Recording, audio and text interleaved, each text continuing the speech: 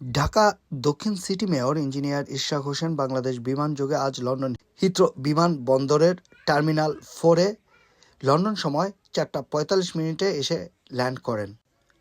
এ সময় তাকে বিমানবন্দরে উষ্ণ অভ্যর্থনা জানান সাবেক ছাত্রনেতা ও কেন্দ্রীয় যুবদলের অন্যতম সদস্য শফিকুল ইসলাম রিবলু, যুক্তরাজ্য বিএনপির ছাত্র বিষয়ক সম্পাদক ইমতিয়াজ এনাম তানিম, সাবেক ছাত্রনেতা সাইফুল ইসলাম মিরাজ, জুল আফরোজ মজুমদার, বিএনপি নেতা নজরুল ইসলাম, আলী আকবর খোকন প্রমুখ।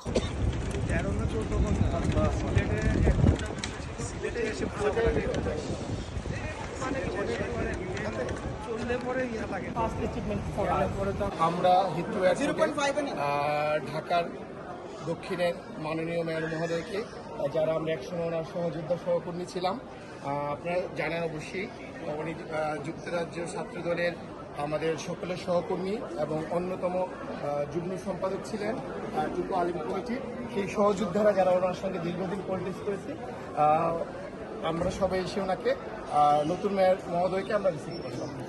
Thank you.